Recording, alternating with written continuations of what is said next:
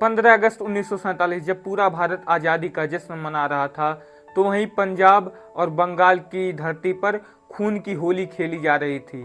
एक तरफ करोड़ों भारतीय आज़ादी का सपना पूरा होते देख रहे थे, तो वहीं दूसरी तरफ लाखों लोग अपना घर छोड़ने के लिए मजबूर थे। आखिरकार भारत पर 200 साल तक राज्य करने वाला ब्रिटिश साम्राज्य भारत छोड़ने पर क्यों मजबूर हो गया? क्या सिर्फ गांधी जी के आंदोलनों से ही आज़ादी मिली, या इसके पीछे सैकड़ों क्रांतिकारियों का बलिदान और कई बड़े बड़े विद्रोह छुपे हुए थे?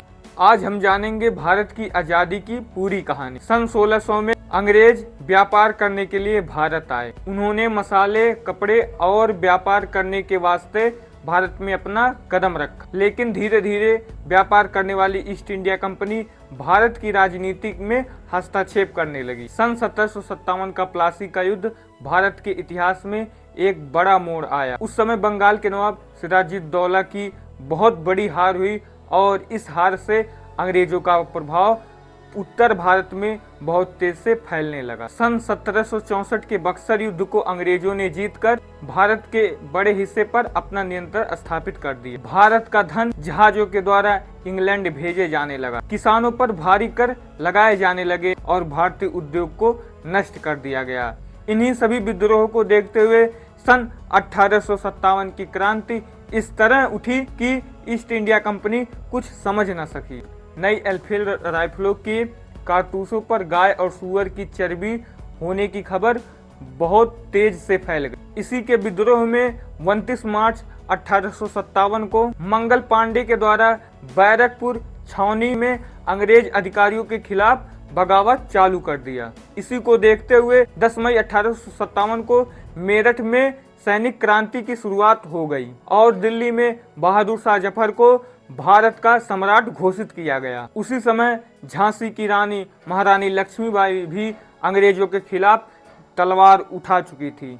हालांकि यह क्रांति सफल नहीं हुई, लेकिन अंग्रेज समझ गए थे कि भारत को ज्यादा दिन तक गुलाम नहीं रखा जा सकता था और सन 1858 को ईस्ट इंडिया कंपनी का शासन समाप्त भारत से कर दिया गया और पूर्ण रूप से भारत पे अब सीधे ब्रिटिश सरकार के अधीन भारत हो चुका था। अब दौर आया स्वतंत्रता आंदोलन का। इसकी शुरुआत सन 1885 में हुई, जब भारतीय राष्ट्रीय कांग्रेस की स्थापना हुई। शुरुआत में नेताओं ने अंग्रेजों से अपना अधिकार मांग रहे थे, लेकिन धीरे धीरे यह मांग पूर्ण रूप से स्वतंत्रता में बदल गई। अंग्रेजों के मंसूबे कामयाब हुए और सन 1905 में बंगाल का विभाजन हुआ, जिसका विरोध पूरे भारत में हुआ और वंदे मातरम का नारा पूरे भारत में गूंजने लगा। इसके बाद सन 1915 में मोहन करमचंद गांधी जी अफ्रीका दौरे से भारत आए। उन्होंने सत्य और अहिंसा के मार्ग पर आंदोलन चालू किया। गांधी जी ने सन 1920 में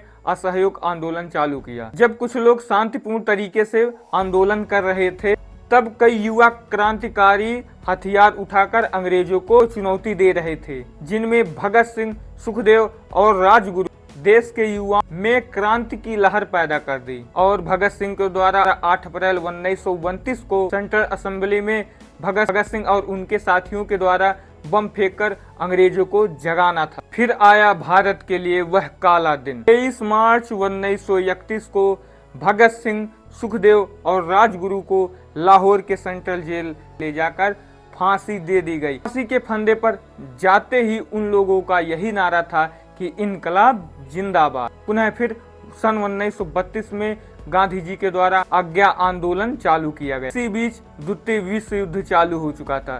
द्वितीय विश्व युद्ध में एक ऐसा नेता उभरा जिसने अंग्रेजों की नींद उड़ा दी। उनका नाम था सुभाष चंद्र बोस, जिन्होंने आजाद हिंद फौज का गठन किया।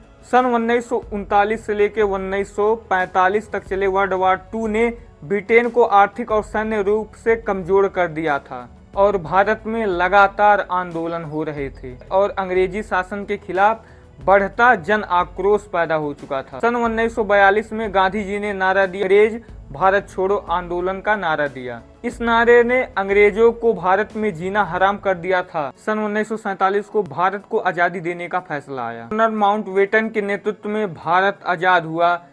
15 अगस्त 1947 को भारत आजाद हुआ। जब पूरी दुनिया सोई हुई थी, तब उस समय भारत के लाल किले पर भारत के प्रथम प्रधानमंत्री पंडित जवाहरलाल नेहरू के नेतृत्व में भारत का तिरंगा फहराया गया और पंडित जवाहरलाल नेहरू भारत के प्रथम प्रधानमंत्री चुने गए। अब पूर्ण रूप से भारत आजाद हो चुका था। भारत को आजादी मिली, लेकिन अखंड भारत का सपना टूट गया, क्योंकि पार्टीशन का वक्त आ चुका था। एक तरफ जहां भारत का प्रधानमंत्री बनने के लिए जिन्ना तत्पर थे, वहीं गांधी जी के सपोर्टिव रहे पंडित जवाहरलाल नेहरू भारत के प्रधानमंत्री बनना चाहते थे। लेकिन एक ही देश के दो प्रधानमंत्री नहीं नियुक्त किए जा सकते, इसीलिए अंग्रेजों के द्वारा पार्टीशन लाया गया और अखंड भारत को तोड़कर पाकिस्तान का निर्माण किया गया। इस वीडियो को मैं पार्ट 2 में दिखाऊंगा। तो दोस्तों, आप लोग कमेंट करके बताइए यह वीडियो कैसा लगा। वीडियो अगर अच्छा लगा तो वीडियो को लाइक कीजिए, चैनल को सब्सक्राइब कीजिए और वीडियो को अपने दोस्तों के पास जरूर शेयर कीजिए। दोस्तों, मिलते हैं पार्टीशन वाला वीडियो लेके, तब तक के लिए आप सभी को नमस्ते भारत।